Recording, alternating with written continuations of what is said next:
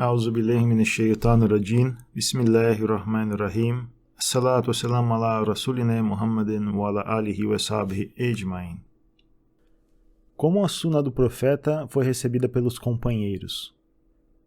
Algumas das medidas tomadas pelo profeta sallallahu alaihi wasallam para a difusão da suna já foram mencionadas. Agora vejamos quais métodos foram aplicados pelos que receberam conhecimento e quais foram os fatores que contribuíram para o aprendizado da Sunan.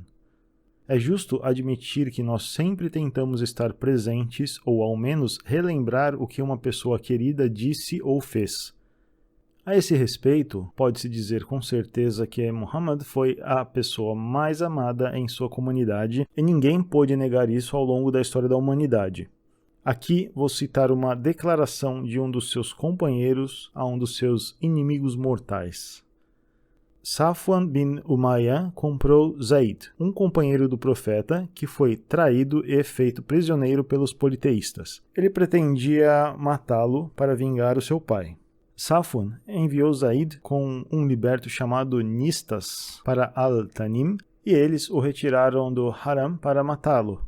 Um número de Quraysh reuniu-se e entre os quais estava Abu Sufyan bin Harb. Então ele disse a Zaid que ele estava ali para ser executado. Eu te juro por Allah, Zaid, que você desejaria que Muhammad estivesse conosco agora e em seu lugar para que pudéssemos cortar a cabeça dele. E assim você poderia estar com a tua família. Zaid respondeu, por Allah, eu não desejo que Muhammad estivesse em meu lugar ou que sequer um espinho o machuque. Caso contrário, eu estaria agora com a minha família. Abu Sufyan costumava dizer, eu nunca vi um homem que fosse tão amado quanto era Muhammad por seus companheiros. Nistas então executou Zaid, que Allah tenha misericórdia dele. Era então o profeta Muhammad sallallahu alaihi wasallam o mais amado em sua comunidade. O envolvimento da comunidade em atividades mundanas ainda era mínimo e, portanto, havia um ambiente mais propício para aprendizagem e também maiores oportunidades. Os árabes daquele tempo tinham excelentes memórias. Lembravam-se de cor de muitos versos dos seus poetas tribais e outras coisas. Quando consideramos todos esses fatores, bem como os métodos aplicados pelo profeta sallallahu alaihi wasallam para ensinar a sua sunna, fica claro que a aprendizagem foi muito mais fácil para aquela comunidade muçulmana. No entanto, eles não se davam por satisfeitos com essas facilidades naturais e buscavam todos os métodos possíveis para aprendizagem e preservação do conhecimento.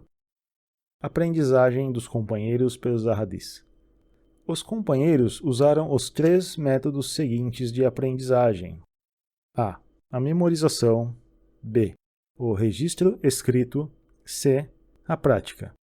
Seguindo o método aplicado pelo profeta sallallahu alaihi wasallam para ensinar a sua sunna. Aprendizado por memorização. Os companheiros costumavam ouvir cada palavra do profeta com o maior cuidado. Eles costumavam aprender o Alcorão e a Hadith com o profeta, principalmente na mesquita. Quando o profeta ia embora por qualquer motivo, eles começavam a relembrar o que tinham aprendido. Esta prática foi descrita por Muawiyah e foi mencionada também por Abu al-Darda e pode ser conhecida como seu exemplo máximo por Anas bin Malik, o servo do profeta. Ele diz, quando nos sentávamos com o profeta, éramos talvez um número de 60 pessoas, e o profeta ensinava-nos um hadith. Mais tarde, quando ele saía por qualquer necessidade, costumávamos recordá-lo e quando íamos embora, era como se aquele conhecimento houvesse sido cultivado em nossos corações. Os companheiros enfrentavam problemas e exigências da vida cotidiana, assim como todo mundo. Portanto, não era praticamente possível para todos eles participarem dos encontros com o profeta em todas as ocasiões. Aqueles que às vezes estavam ausentes do círculo educacional do profeta costumavam aprender com aqueles que estavam presentes. Este processo foi descrito muito bem pelo companheiro Bara bin Azib. Alguns deles chegaram a um acordo entre si para participar das reuniões do profeta em turnos. Um bom exemplo desta prática é o caso do companheiro Sulait. O profeta deu-lhe um pedaço de terra. E ele costumava ficar lá durante algum tempo e voltar mais tarde para Madina para aprender o que tinha sido ensinado durante a sua ausência. Os companheiros costumavam informá-lo sobre as partes recém-reveladas do Alcorão e o julgamento de diferentes casos pelo profeta. Ele estava tão envergonhado que pediu ao profeta que a terra fosse tomada de volta dele, porque o impedia de participar dos seus encontros. Este foi o ambiente e a atmosfera em que o ensino e a aprendizagem de Ahadith ocorreu.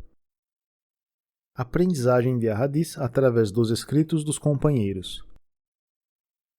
Os companheiros aprenderam os Ahadith registrando-os também por escrito.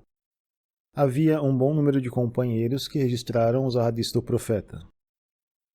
Aprendizagem dos Ahadith pelos companheiros por meio de exemplos práticos. É essencial lembrar que os companheiros punham em prática tudo o que aprendiam por memorização ou leitura. O conhecimento no Islã é para ser colocado em prática, não é simplesmente o conhecimento pelo conhecimento, e os companheiros sabiam disso muito bem. É suficiente notar que Ibn Umar levou 8 anos para compreender a segunda sura do Alcorão. Este é um resumo de como os Ahadith foram aprendidos pelos companheiros durante a vida do profeta. Depois de sua morte, o padrão permaneceu quase o mesmo, exceto pelo fato de que o mensageiro de Deus já não estava mais entre eles. Agora vamos lançar alguma luz sobre como ficaram as coisas no período após a morte do profeta, sallallahu alaihi wasallam. Aprendizagem de Ahadith no período de sua coleta pelos companheiros.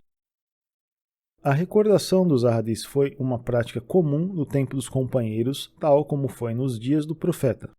Abu Huraira costumava dividir a noite em 3 partes, 1/3 para dormir, 1/3 para a oração e 1/3 para a recordação dos Ahadith do profeta, sallallahu alaihi wasallam. Umar e Abu Musa al-Ash'ari memorizavam Ahadith durante a noite toda até amanhecer. Vemos a mesma prática com Ibn Abbas. Zaid bin Arqam ibn Buraida relata uma situação semelhante com Mualiya na cidade síria de Hims. Por outro lado, encontramos um bom número de companheiros como Ali bin Abu Talib ibn Masud ibn Abbas e Abu Sa'id al-Khudri, que aconselhavam os sucessores a memorizar os Ahadith. Assim, o mesmo padrão de aprendizagem de Ahadith continuou no tempo dos sucessores. Eles costumavam memorizar os Ahadith em grupos ou individualmente. Havia patrocínio oficial para o ensino do Alcorão e da Sunna do profeta. Umar, o segundo califa, confiou aos seus governadores o dever de ensinar o Alcorão e a Sunna do profeta. Ele costumava enviar a outros lugares um bom número de professores para este fim. Ele até enviou um professor para os beduínos para descobrir quanto conhecimento tinham do Alcorão. Atividades não oficiais. Todos os companheiros que tinham conhecimento dos Ahadith do profeta tomaram parte em sua difusão sempre que tiveram a oportunidade ou que sentiram essa necessidade. No entanto, podemos dizer que dividem-se em 2 grupos. Aqueles que costumavam transmitir conhecimento quando acreditavam que as pessoas necessitavam dele.